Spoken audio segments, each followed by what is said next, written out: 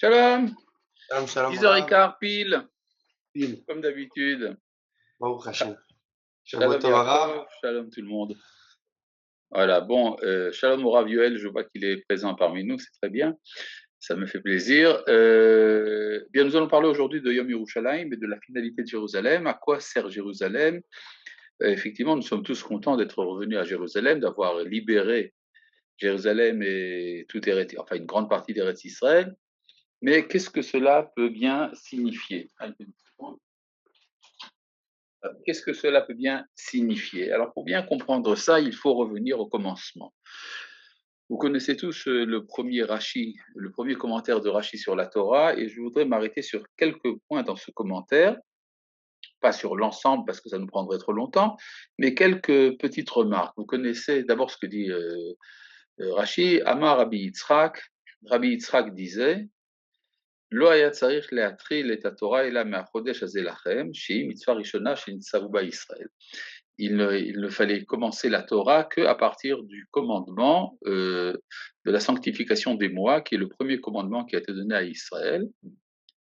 Ou matam patar Bereshit. Alors pourquoi avoir commencé par Bereshit? Alors évidemment, c'est extrêmement surprenant ce texte de Rashi. C'est Rabbi Yitzhak, pour qui j'ai beaucoup de respect, c'est où est-ce que Dieu aurait dû commencer la Torah? Comment est-ce qu'il peut savoir? C'est absolument incroyable, une chose pareille. C'est au Créateur qui donne la Torah de décider où est-ce qu'il va commencer. Mais Rabbi Yitzhak, lui, il a son opinion personnelle, il dit au bon Dieu, tu sais, à mon avis, tu aurais dû commencer ailleurs. Ça veut dire qu'en fait, la Torah est jugée également en fonction de son destinataire. C'est-à-dire que, étant donné que la Torah est une parole et que cette parole est adressée à des personnes, donc l'interlocuteur de cette parole, lui aussi a son mot à dire sur ce qu'il attend. Or, Rabbi Yitzhak, qui représente l'interlocuteur idéal, il est un sage d'Israël, il sait dire au bon Dieu, tu sais, nous attendons de toi des directives. Et donc c'est pour ça que la Torah aurait dû commencer, si on tenait compte de l'identité de l'interlocuteur Israël, aurait dû commencer par un commandement. Bon, mais il semblerait donc que Akadosh Baruch Hu a voulu parler dans sa Torah pour d'autres qu'à Israël, il a voulu parler aux nations. Et c'est la raison pour laquelle la Torah est écrite comme elle est écrite. Elle est écrite en fonction de son destinataire. Or, le destinataire de la loi orale, c'est Israël, mais le destinataire de la loi écrite, c'est le monde entier. Et donc, il est important pour comprendre ce que dit le texte de la Torah écrite, de savoir qu'est-ce que ça signifie pour les nations. Deuxième question, Rachid dit, pourquoi a-t-il commencé par Bereshit? Bereshit, ça veut dire le commencement. Alors, pour une fois que quelqu'un commence par le commencement, alors tu demandes pourquoi est-ce qu'on a commencé par le commencement? C'est absolument inouï, à moins que ça veuille dire qu'en fait, on ne peut pas commencer par le commencement. Le commencement est inaccessible, parce que pour connaître quelque chose, il faut savoir ce qu'il y a avant. Mais avant le commencement, on ne peut pas savoir. Donc, on ne peut pas vraiment commencer par le commencement. Alors, pourquoi avoir commencé par le commencement? Tout ça, c'est en dehors un peu de notre sujet, mais c'était intéressant pour comprendre Rashi. Alors, ce que Rashi nous dit, c'est que la Torah a été écrite pour les goïms. Je ne parle pas ici de la loi orale est pour Israël. Mais la loi écrite, elle est écrite pour les goïms. Et c'est pour répondre à des interrogations des nations. C'est absolument surprenant, mais si on réfléchit bien, c'est très clair. Parce que de quoi parle la Torah? La Torah parle d'événements dont l'acteur, c'est Israël. Or, si j'étais présent à un événement, je n'ai pas besoin de lire dans la presse qu'est-ce qui s'est passé, j'y étais. Et donc, si les événements dont parle la Torah, ce sont des événements auxquels nous avons participé, en tout cas au niveau national, on n'a pas besoin d'un livre pour nous dire ce qui s'est passé. Nous le savons. Ce sont les nations qui ont besoin. Et Rashi nous dit, Mishum, la raison pour laquelle la Torah a commencé par Bereshit, Mishum koach ma'asa vigid le'amo latet lahem nachalat goïm. Il amène un verset de Tehillim dans le psaume 111 qui dit, il a révélé la puissance de ses actions à son peuple afin de leur donner l'héritage des qui? Des nations. Nachalat Goïm. Alors, le verset qu'amène Rashi est extrêmement problématique pour nous. Il est très malvenu. Il dit qu'en fait, cette terre appartient aux Goïm. C'est ça que dit Rashi dans son premier commentaire. La tête lahem nachalat goïm. En fait, nous allons bien comprendre ça à la lumière d'un enseignement de Manitou, mais je voudrais d'abord poser la question de savoir, mais qui sont les goïms auxquels le texte de la Torah s'adresse? Il y a deux possibilités. Soit ce sont des goïms qui croient en la Torah, soit ce sont des goïms qui ne croient pas en la Torah. Si ce sont des goïms qui ne croient pas en la Torah, alors à quoi ça sert que la Torah dise, commence par Bereshit pour dire que Eretz Israël nous appartient? De toute manière, le lecteur ne croit pas dans la Torah. Et s'il s'agit d'un lecteur, d'un goy, qui croit en la Torah, pourquoi aurait-il besoin de Bereshit pour savoir qu'Eretz Israël nous appartient? Il suffit de lire dans toute la Bible, depuis le début jusqu'à la fin, pour savoir que Dieu a promis cette terre aux enfants d'Israël. Mais en fait, il s'agit de goïms qui croient en la Torah. Vous connaissez, vous, des goïms qui croient en la Torah? Oui, bien sûr. Il y en a des milliards. Ça s'appelle les chrétiens. Les chrétiens croient en la Torah. Et donc, pour le chrétien, s'il est honnête dans sa lecture, il est évident pour lui que Eretz Israël, ça appartient au peuple d'Israël, pas de problème, c'est évident.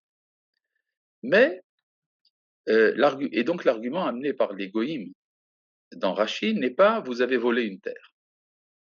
Contrairement à la version du Midrash, par exemple, qui dit Gezulai biyatrem, cette terre est volée entre vos mains. Eh bien, non, c'est pas ça qui est écrit. Écrit listimatem, vous êtes des brigands. Shekibashtem, parce que vous avez fait la conquête. Ça veut dire que conquérir est un acte de brigandage. C'est un acte de violence.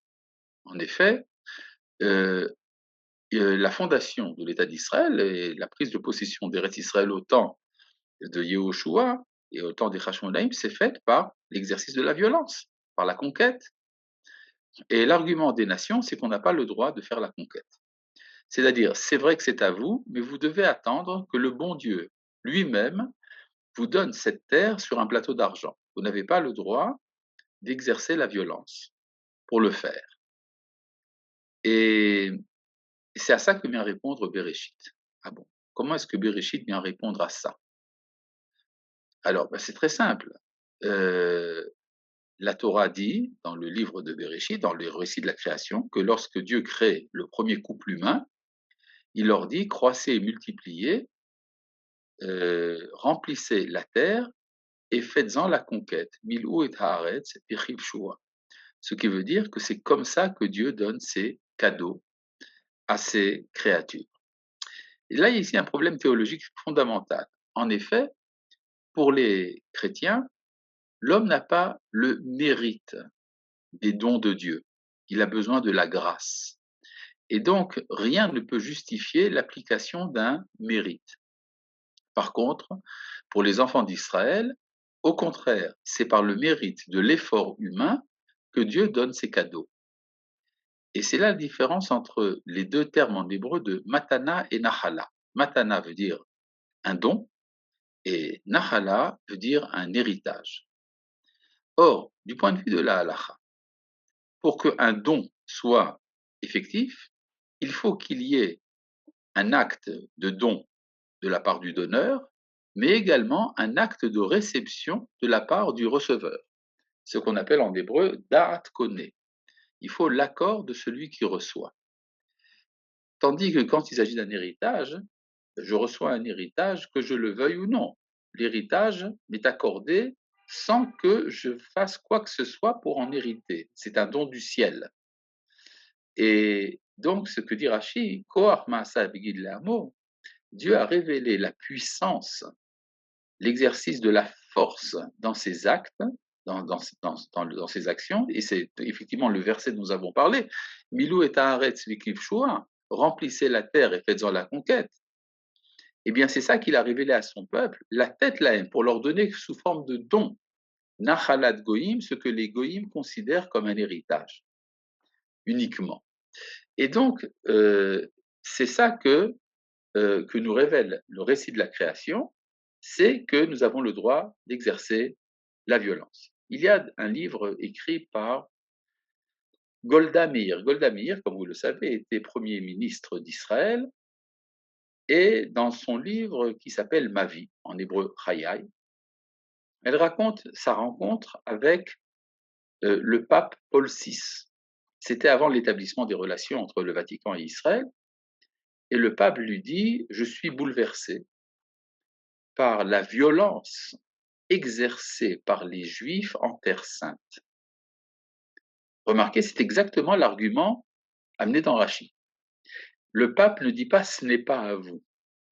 Mais ce que dit le pape, c'est on n'a pas le droit d'exercer la violence. Golda Meir lui a répondu, vous savez que Golda Meir était juive. Elle n'était pas religieuse, mais elle était juive quand même. Et en tant que juive, elle a répondu à la juive. Elle a dit, mais c'est à nous. Ce qui veut dire que pour Golda Meir, qui est juive, si quelque chose m'appartient, non seulement j'ai le droit d'exercer la force pour rétablir mon droit, mais j'ai probablement également le devoir moral de le faire pour établir la justice. La justice sur terre est également une valeur. Et c'est ce qui est un peu ignoré par le christianisme, qui ne met que l'amour et la compassion au centre de la vie morale.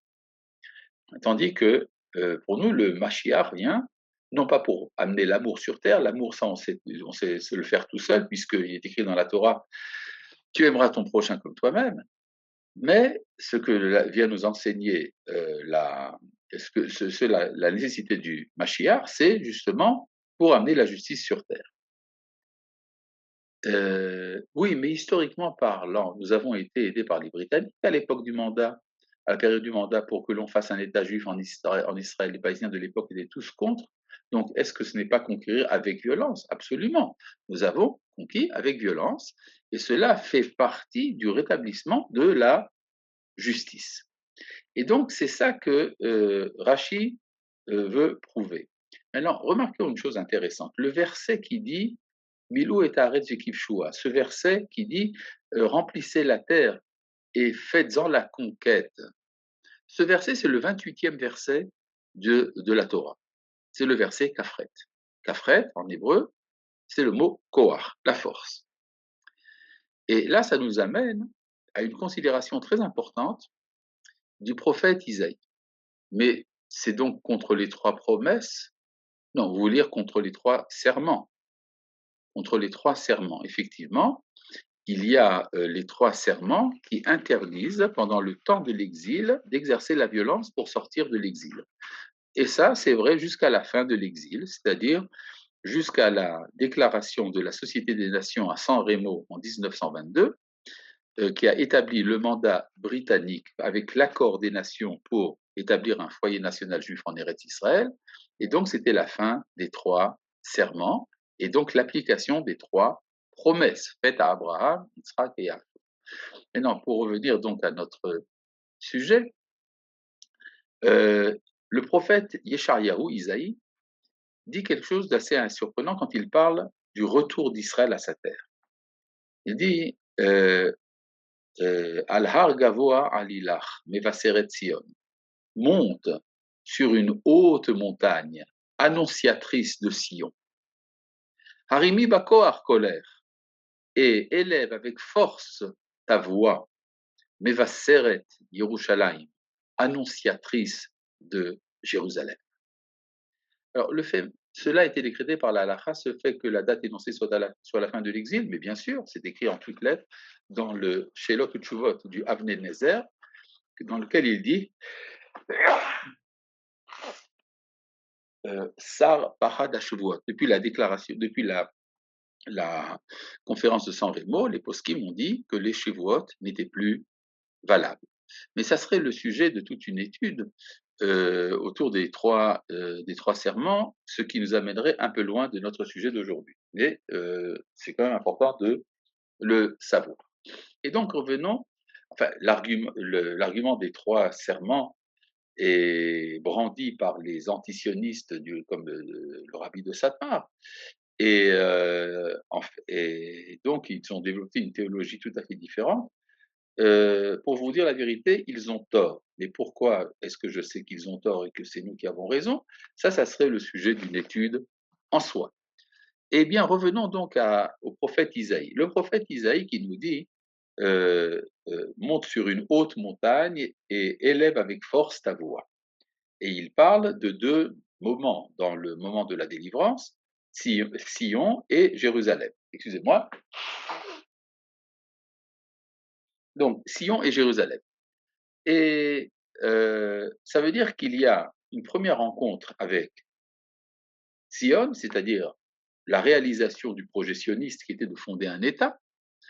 Et c'est ça qu'il a été dit Al-Har Gavoa, l'Ilar monte sur une haute montagne. Le mot montagne en hébreu se dit Har, et les Darshanim vont aimer ce que je dis. Har ressemble au mot, c'est un otaricon de He Yar, c'est le 5 du mois de Yar, le jour où nous sommes revenus à l'indépendance politique Eretz Israël et l'accomplissement donc du projet sioniste. Et puis après, il rajoute un deuxième élément, Mevaseret Yerushalayim, l'annonciatrice de Jérusalem. C'est comme si entrer à Jérusalem était une deuxième phase significative du moment de la Géoula, Arimi Bakoar, et annonce et élève avec force ta voix. Le mot Kohar, 28, c'est le 28 du mois de Yar, ce jour où nous avons appliqué la force. Et donc, c'est très important de comprendre qu'est-ce que ces deux phases-là signifient. En effet, du point de vue de la halacha, nous récitons le Hallel aussi bien à Yom HaAtzmaut qu'à Yom Yerushalayim, et donc nous fêtons deux fois la délivrance, une première fois le retour à l'indépendance politique et la deuxième fois le retour à la ville sainte. Mais qu'est-ce que ça signifie? Pourquoi ces deux phases-là? Eh bien parce il faut comprendre un peu ce que signifie le retour d'Israël dans la culture universelle, dans le subconscient collectif des nations. Comme je dis souvent à des diplomates israéliens, quand ils s'apprêtent à partir dans leur mission diplomatique, il y a un bruit qui te dérange, Yaakov, n'est-ce pas? Non, c'est pas ça. Parce qu'il y a ici des travaux qui se font chez mon voisin. J'espère que ça ne dérange pas trop. Et donc, il y a quand je dis à des diplomates israéliens, vous savez, ce qui est important quand vous allez parler avec des goïms, c'est pas ce que vous pensez de votre identité israélienne. Ce qui est important, c'est ce que eux pensent de vous. Or, au niveau du subconscient collectif des nations, l'israélien représente la Bible. Que vous le vouliez ou pas, que vous croyez en la Bible ou pas, c'est ce que vous êtes pour les nations. Et la Bible n'est pas indifférente, justement, dans ce subconscient collectif, certainement pas pour les chrétiens et probablement pas non plus pour les musulmans. Et ça représente donc une partie énorme de l'humanité, probablement la majorité. Mais ce que je veux dire, c'est qu'il y a une différence entre la manière dont l'établissement de l'État d'Israël est perçu par les nations, selon qu'il s'agit de 1948 ou selon qu'il s'agit de la guerre des 6 jours. En 1948, d'une certaine manière, le peuple juif était blessé très gravement après la Shoah. Et on peut dire que pour les goïms, il y a eu un acte de compassion, de charité chrétienne, d'accepter la fondation de l'État juif en Eretz Israël. Et on peut dire que c'était un État refuge, un peu comme, il y a des Européens, qu'on appelle les Juifs, qui ont été persécutés par d'autres Européens, les nazis. Eh bien, pour les protéger, pour les rescaper, nous allons donner une bande côtière sablonneuse à l'extrémité du Proche-Orient pour ne pas trop gêner les gens. On va leur donner Tel Aviv, Haïfa, et comme ça, ils vont pouvoir panser leurs blessures. Si vous voulez, l'État d'Israël comme étant une infirmerie. Et ça ressemble un peu à ce que dit Rabbi Shimon Bar Yochai à propos de Ésaü qui rencontre Jacob et qui est pris de pitié pour lui.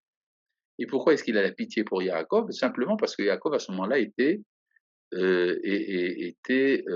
estropié après la nuit qu'il avait passée avec l'ange d'Ésaü. Donc, quand Israël est faible, quand on est boiteux, c'est le moment où les nations ont pitié de nous. Mais ça ne voulait pas dire qu'Israël avait quelque chose à dire aux nations. C'est vrai que Jean-Jacques Rousseau a dit que lorsque les Juifs auront un État à eux, c'est alors que nous saurons ce qu'ils ont à nous dire. Mais il semblerait que dans la culture universelle, le judaïsme n'avait pas sa place. Vous connaissez certainement ce concept de ce qu'on appelle la culture judéo-chrétienne, un terme qui était souvent employé avant. On parlait de la civilisation judéo-chrétienne, mais ça voulait dire en vérité le christianisme. C'est-à-dire que le judaïsme était considéré, avec gentillesse, comme étant une ébauche du christianisme. Le fruit mûr serait le christianisme, avec ce qu'il représente d'universel, le judaïsme étant une sorte de brouillon primordial. Et ça explique pourquoi des hommes extrêmement cultivés ignoraient qu'il y avait un message propre du judaïsme. Par exemple, en 1946, le philosophe français Jean-Paul Sartre écrit un livre Réflexions sur la question juive, dans lequel il lutte contre l'antisémitisme. Et il dit les antisémites sont des méchants. Pourquoi? Parce qu'ils prétendent que le juif est différent des autres. Non seulement ce n'est pas vrai, le juif n'est pas différent des autres, mais le juif n'existe pas, c'est une invention de l'antisémite. C'est-à-dire, c'est les antisémites qui ont besoin d'inventer le juif pour pouvoir lutter contre lui, pour exprimer leur haine. En fait, avec les bonnes intentions de Sartre, c'était une négation de l'identité d'Israël. Et cela a continué jusqu'à la guerre des 6 jours. Depuis la guerre des 6 jours, il s'est passé quelque chose dans le monde. Tout homme de pensée dans le monde ne peut plus ignorer le judaïsme, même si ce n'est pas pour adopter le judaïsme, mais tout le monde reconnaît que le judaïsme a quelque chose à dire. Et depuis la guerre des 6 jours, les livres de la tradition juive, le Talmud et autres, sont traduits dans toutes les langues du monde et lus par les goïms. C'est le grand principe que disait le livre de Kohelet, Chochmat hamisken bezuya udvarav enam nishmaim. La sagesse du malheureux est méprisée. Ses paroles ne sont pas entendues. Ça veut dire que même si pendant 2000 ans, nous avons tout le temps dit des choses, en fait, les nations ne nous écoutaient pas. Maintenant, depuis la guerre des 6 jours, et à partir du moment où nous avons repris une position de puissance, c'est la puissance qui impose l'écoute. Et là, on se demande, qu'est-ce que les Juifs ont à nous dire? Et donc, il y a ici quelque chose d'extrêmement important qui s'est passé avec la guerre des 6 jours. C'est le moment où commence la sanctification du nom de Dieu aux oreilles de l'humanité. Et en fait, si on essaie de résumer un peu ce qui s'est passé avec la guerre des 6 jours et la libération du mont du Temple, du Kotel, de tout Eretz Israël, il s'est passé, c'est une formule importante à comprendre, il s'est passé un événement biblique en pleine modernité. C'est comme si des profondeurs de l'Antiquité apparaissait brusquement un fantôme qu'on avait oublié. Eh bien, ce fantôme, c'est l'identité du peuple hébraïque, le peuple hébreu. L'identité hébraïque dont parlait tout le temps Manitou, c'est effectivement apparu de manière tangible et sensible à partir de la guerre des 6 jours. Et alors, ça pose différentes interrogations. La première interrogation que cela peut poser, c'est si un événement biblique peut apparaître en pleine modernité, au XXe siècle. Alors ça veut peut-être dire que c'est la Bible qui lit l'histoire comme il faut. Et là, il y a une deuxième question encore plus grave, parce que la première question choque peut-être la conscience universelle, mais la deuxième question est encore pire. C'est peut-être la manière dont les Juifs lisent la Bible qui est la bonne. Et alors ça remet en question les dogmes du christianisme, ça remet en question l'islam, qui lui également considère que les Hébreux dont parle le Coran, ça appartient à la préhistoire, mais depuis, il n'y en a plus. Et puis brusquement, ce peuple reprend sa place dans l'histoire. Alors c'est extrêmement effrayant pour les nations, mais encore plus effrayant pour les Juifs, parce que les Juifs ont un refus de la responsabilité que ça implique. Alors pourquoi cela n'apparaît qu'à la guerre des 6 jours et pas à la guerre d'indépendance?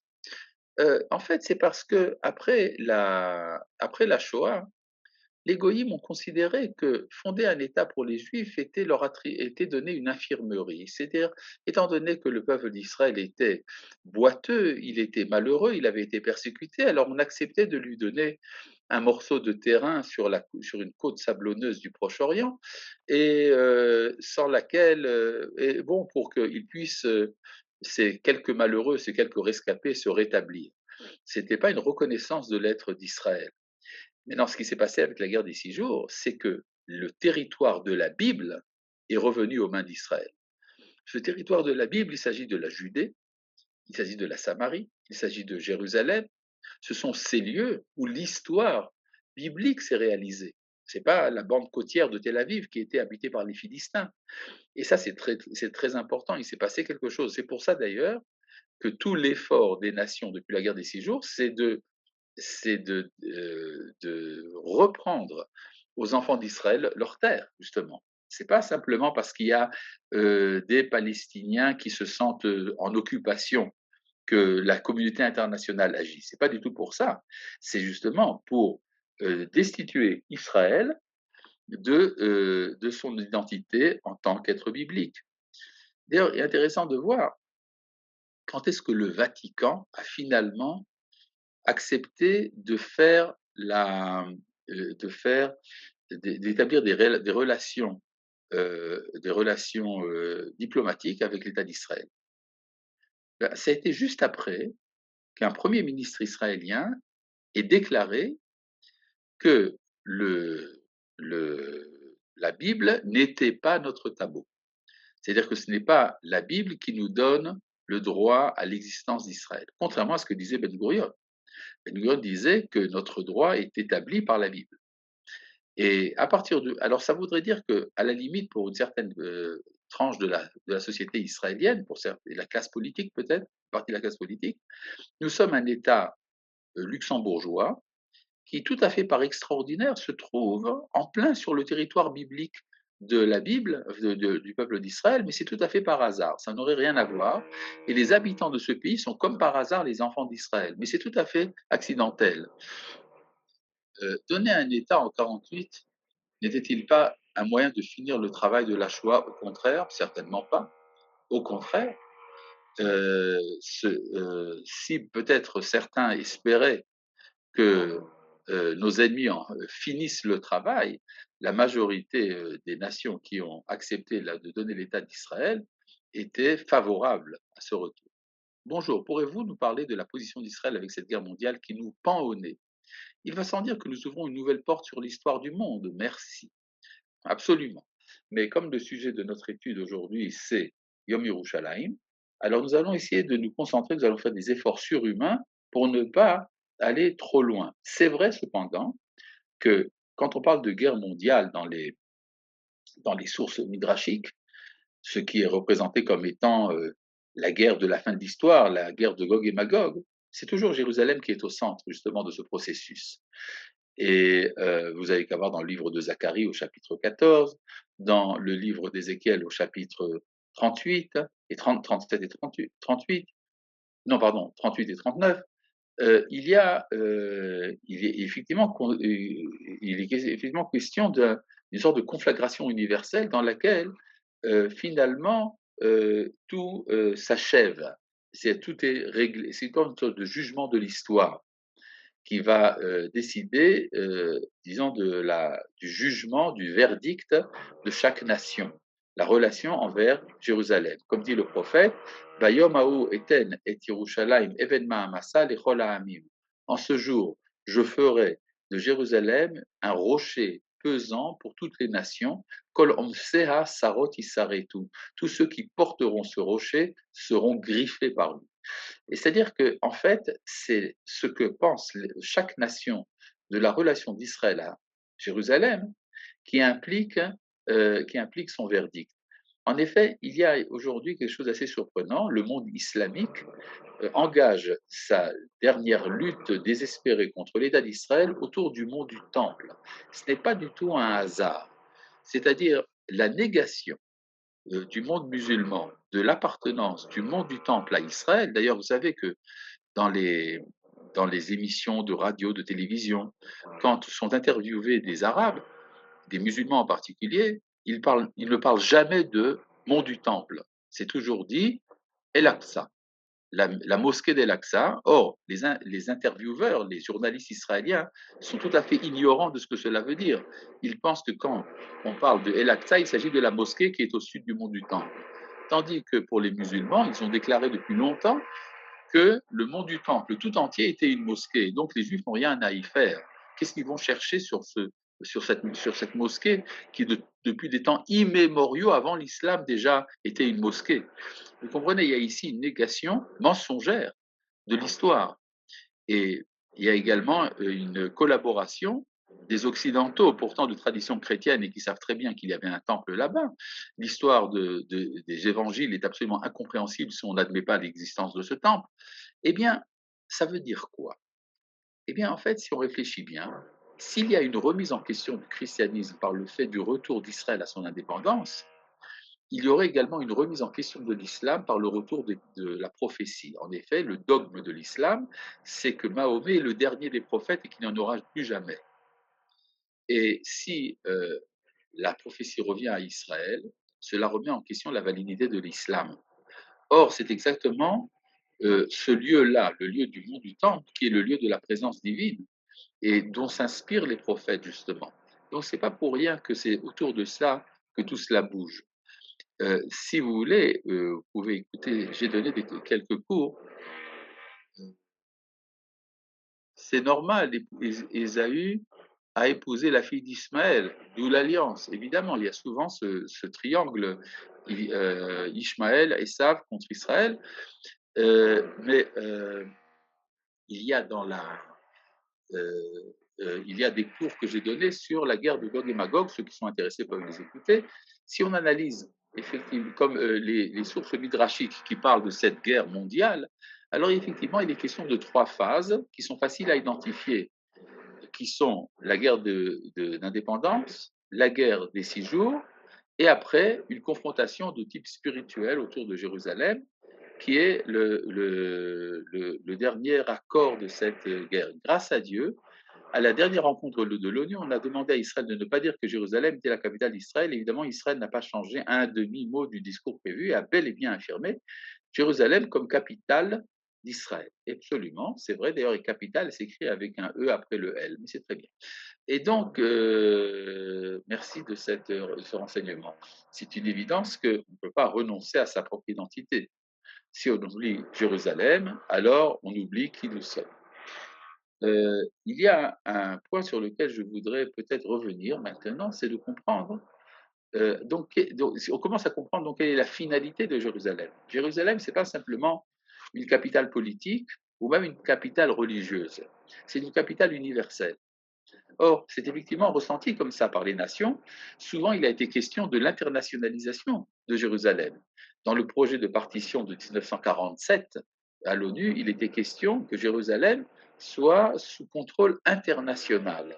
Et même de temps en temps, cet argument revient sur la scène politique et même des, des Israéliens seraient prêts à donner leur accord d'internationaliser ce qu'on appelle le bassin sacré, Hagan Akadosh, c'est-à-dire tout ce qui comporte toutes ces choses un peu gênantes, telles que le sépulcre et la mosquée d'El-Aqsa et le Kotel, tout ça c'est très gênant, ça gêne la conscience moderne. Et donc on voudrait faire placer ça sous contrôle international, ce qui voudrait dire en fait, en vérité, neutraliser Jérusalem et la transformer en une sorte de musée. Et dans ce musée cosmopolite, il y aurait de la place pour toutes les 3 grandes religions et tout le reste. Ce qui voudrait dire en fait dépouiller Jérusalem de sa fonction de vitalité du monde entier. Or, pour que Jérusalem soit le cœur vivant d'Israël et de l'humanité, pour que Jérusalem soit le cœur vivant, il faut que ce soit géré par une nation à vocation universelle. Or, il n'y en a qu'une seule de nation à vocation universelle, c'est celle dont Dieu a dit tu seras une bénédiction pour toutes les nations de la terre. C'est le peuple d'Israël. si Jérusalem est là où se réalise la Hardout. Oui, évidemment, nous en avons parlé d'ailleurs plusieurs années. Je pense que nous avons déjà donné des cours, même dans le cadre de Orot Vekelim, sur Jérusalem comme étant le lieu de l'unité du peuple juif. C'est là où se réalise cette unité que, que d'abord nous pouvons entrer en Jérusalem. Ah, si Jérusalem est là où se réalise la Hardout, qui nous empêche d'y arriver? Très bien. La réponse est dans la question, je crois. Si la question c'est si que nous avons besoin de la Hardout, qu'est-ce qui nous empêche d'arriver à Jérusalem? C'est le manque de Hardout. Mais pourquoi le manque de Hardout? Tout simplement parce que le peuple juif est très lourd de valeurs. Nous avons des valeurs très importantes, mais qui, a priori, semblent se contredire. C'est-à-dire, comme disait le Rav Kook, toute société, y compris celle d'Israël, est faite de trois aspirations. L'aspiration de la sainteté individuelle, ce qu'on appelle la religion, la sainteté, l'aspiration au collectif, ce qu'on appelle le nationalisme, et également la vocation universelle ou cosmopolite, si vous voulez, que l'on peut trouver. Et ces trois mouvements-là se trouvent dans ce qu'on appelle les religieux, la droite et la gauche. Et c'est très difficile de réaliser la synthèse des idéaux. Mais c'est le travail que nous faisons. C'est-à-dire, ce qui se passe à Jérusalem, c'est que se réalise à notre insu, à travers, disons, pour dire, le travail artistique de l'histoire, se réalise la synthèse des idéaux. C'est-à-dire que chaque faction de la société israélienne représente une idée. Et ces idées-là sont en recherche d'unité. Mais vous essayez de faire l'unité entre la gauche et la droite, entre les religieux et les non-religieux. Essayez un peu, entre même les séparades et les ashkénazes. Vous pouvez voir à quel point c'est difficile. Alors, ça explique pourquoi il y a tellement de réticence, mais ça nous donne également, pourrait-on dire, un peu d'optimisme. Parce que, comme disait Manitou, c'est vrai que les anges se sont opposés à la création de l'homme, mais Dieu a quand même créé l'homme. Ça veut dire que Dieu fait confiance à sa créature. Et si l'homme, c'est Israël, Atem Kiruim Madame, vous êtes appelé l'homme, dit le prophète, ça veut dire que Dieu fait confiance à Israël et qu'à travers les différentes péripéties de la politique israélienne et des mouvements de société en Israël se réalise une synthèse des idéaux et que c'est le lieu où ça se passe, c'est Jérusalem, évidemment, encore plus donc le Beth Amikdash. Nous n'avons pas fini le travail. Alors c'est vrai que nous sommes passés de Yom HaAtzmaut à Yom Yerushalayim. De Yom Yerushalayim, nous allons passer au rétablissement de la guerre, à la réussite dans la guerre de Gog et Magog. Et c'est alors que finalement se réalisera le verset Bayom Haou Hashem Echad Ushmo Echad. Dieu sera connu dans toutes les nations de la terre et son nom sera reconnu comme étant unique. Donc il y a ici tout un travail qui a commencé de manière très sérieuse en 1948, qui s'est accéléré en 1967 et qui est en train de grandir. Petite remarque, le Zohar dit que chacun des millénaires de l'histoire est en parallèle avec un des jours de la semaine. Le 7e millénaire, c'est donc le Shabbat. Mais nous sommes dans le 6e. Mais dans ce 6e millénaire, il y a ce qu'on appelle le rayonnement du Shabbat qui apparaît, ce qu'on appelle Tosefet Kedushat Shabbat, et c'est ressenti la veille du Shabbat. Mais quand est-ce que c'est ressenti? Le Zohar dit, il se risque, le Zohar, il dit Erev Shabbat, veille de Shabbat. Le mot veille en hébreu, Erev, c'est à la valeur de 272. Ce qui veut dire pour le Zohar que on commence à ressentir la sainteté du Shabbat 272 ans avant la fin du 6e millénaire, c'est-à-dire depuis l'année 1968. C'est-à-dire qu'on ne peut pas rentrer dans l'année 1968, selon le compte chrétien, si on n'a pas d'abord libéré Jérusalem. Donc c'était in extremis, c'était le dernier moment. Lors de la guerre des 6 jours, il fallait libérer Jérusalem. Mais c'est pour ça que l'on voit des quartiers comme Bakaou, par exemple, où la communion est quasi parfaite alors que tout le monde là-bas est totalement différent. Allez habiter à Baka, c'est une invitation intéressante. Vous avez quelque chose à vendre là-bas?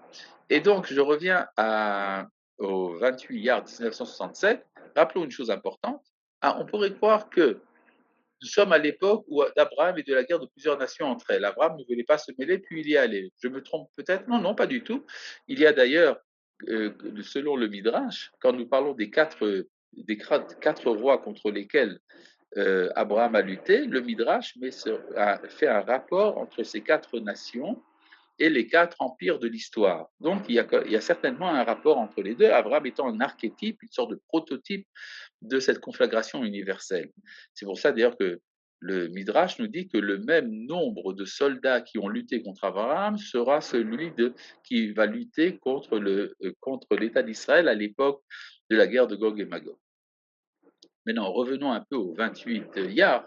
Rappelons quand même une chose importante, c'est que le 28 Iyar était fêté à Jérusalem 63 ans avant la guerre des 6 jours. Depuis l'année 1904, le Rav Kook était venu en Eretz Israël en 1904, il avait fait son aliyah, et il appelait ce jour-là le jour grand et redoutable, Yom Agadol Vanora Kafret Iyar, parce qu'il savait que le fait de son aliyah n'était pas quelque chose qui le concernait seulement lui individuellement, mais qu'il avait un rôle à remplir au niveau de l'histoire, et donc pour lui, le 28 Iyar était un jour important. Simplement, pourquoi est-ce que le Rav Kook est venu le 28 Iyar en Eretz Israël? Eh bien, il y a certainement un élément de providence, parce que 400 ans avant le Rav Kook, nous avons le témoignage de Rabbi Ovadia de Barthénouro, qui raconte qu'à Jérusalem, le 28 Iyar, des milliers de Juifs viennent de tous les alentours d'Eretz Israël pour fêter à Jérusalem la Hiloula du prophète Samuel. Et on se rendait à sa tombe qui est à côté de Jérusalem, enfin on supposait que c'était sa tombe, à Nabi Samuel, et ça se faisait le 28 Iyar. Et donc, c'est pas pour rien. Mais pourquoi est-ce que c'est lié au prophète Samuel? Tout simplement parce que c'est le prophète de Jérusalem par excellence. Étant donné que c'est lui qui a établi les premiers rois d'Israël et que la ville de la royauté, c'est Jérusalem, donc il a un rapport. Sans parler du fait que, selon la tradition, c'est lui qui a établi les plans architecturaux du temple de Jérusalem. Et donc, il y a un lien direct entre le prophète Samuel et Jérusalem, mais ça ne répond pas à tous les problèmes parce que nous devons nous demander pourquoi est-ce que le prophète Samuel a quitté notre monde le 28 Iyar. Mais ça, pour ça, il faut revenir un peu en arrière à la sortie d'Égypte. En effet, lors de la sortie d'Égypte, dans le livre de Shemot, il est dit en toutes lettres que le, le 15 du deuxième mois de la sortie d'Égypte, les enfants d'Israël sont arrivés à un lieu appelé Midbar Sin et qu'ils ont commencé à se plaindre qu'ils n'avaient pas de quoi manger. Et alors, Moshe leur annonce, à partir de demain, va tomber la manne, c'est-à-dire à partir du 16 Iyar. Et alors, pendant 6 jours, la manne tombe tous les jours, 16, 17, 18, 19, 20, 21. Et puis le 22, la manne ne tombe pas et Moshe leur dit, c'est Shabbat. D'ailleurs, le premier Shabbat de l'histoire, c'est réalisé à Midbar Sin, le 22 Iyar. Et puis après, la Torah nous parle de 2 voyages, Alouche et Dovka. C'est-à-dire le 23 Iyar, les enfants d'Israël quittent Alouche et quittent Midbar Sin et arrivent et campent à Alouche donc le 24. Et puis ils voyagent le 25 et ils campent à Dovka le 26 Iyar. Et puis après, ils se déplacent, ils arrivent à un lieu appelé Rephidim le 27 Iyar. Et arrive Amalek. Il fait la guerre à Israël à Rephidim. Et Moshe dit à Yehoshua, demain, je serai sur la colline et nous ferons la guerre. Demain, c'est donc le 28 Iyar. La première victoire d'Israël, la première victoire militaire d'Israël dans l'histoire, s'est faite le 28 Iyar contre Amalek. Or, c'est Shmuel, le prophète, qui lui également a lutté contre Amalek. C'est lui qui a ordonné la guerre contre Amalek au temps du roi Shaoul. Donc, il y a un rapport direct entre ce jour du 28 Iyar et la libération de Jérusalem. Mais, à nouveau, pourquoi est-ce que ça s'est passé le 28 Iyar, cette guerre contre Amalek? Eh bien, vous n'avez qu'à voir dans les Sidurim, les jours du conte de l'Homer sont mis en rapport avec des séphirotes. La dernière semaine de l'Homer, qui est celle de Malchut, la royauté, donc ce qui a rapport direct avec Jérusalem, qui est la ville de la royauté, eh bien, vous mettez ça en rapport avec Jérusalem. Et le premier jour de cette semaine, Chesed Sheba Malchut, c'est également le jour de la libération de Jérusalem. C'est là que commence le retour à la royauté. Donc, vous voyez bien qu'il y a un rapport direct et qu'en fait, ça veut dire que les dates des grands événements historiques que nous vivons sont décidées à l'avance. Ce n'est pas parce qu'il y a eu l'événement que le jour est sanctifié, c'est parce que le jour est sanctifié à l'avance que l'événement s'est produit à ce moment-là. Donc nous avons, aujourd'hui, nous vivons une époque privilégiée où nous retrouvons notre place. Mais cela implique donc une responsabilité. Si nous sommes revenus à Jérusalem, c'est que nous sommes revenus à notre identité. Or, notre identité porte en elle un message universel. Donc, nous avons le devoir de, de- d'entreprendre d'entreprendre le dialogue, la transmission du contenu universel d'Israël aux nations, et c'est à cela que la société d'Israël est invitée. Mais comme les Juifs sont très timides, alors ça crée toute une gêne par rapport à ce projet. C'est pour ça qu'on se demande, est-ce que nous en sommes véritablement capables? C'est la raison pour laquelle les enfants d'Israël sont très gênés quand on leur dit qu'ils ont un rôle par rapport aux nations. C'est considéré comme une sorte d'orgueil, alors qu'en vérité, c'est tout à fait différent. C'est une responsabilité, et on pourrait dire un devoir moral, de transmettre à la communauté internationale ce que nous avons à leur dire. Donc finalement, quand on dit que Jérusalem, Shayechet Laoum, ce n'est donc pas des bêtises, simplement mal exprimé, ha, ha. Je pense que ha, ha est une tentative de nous faire sourire, ce qui a probablement réussi d'une certaine manière. Voilà, à bientôt tout le monde et bonne fête de Yom Yerushalayim.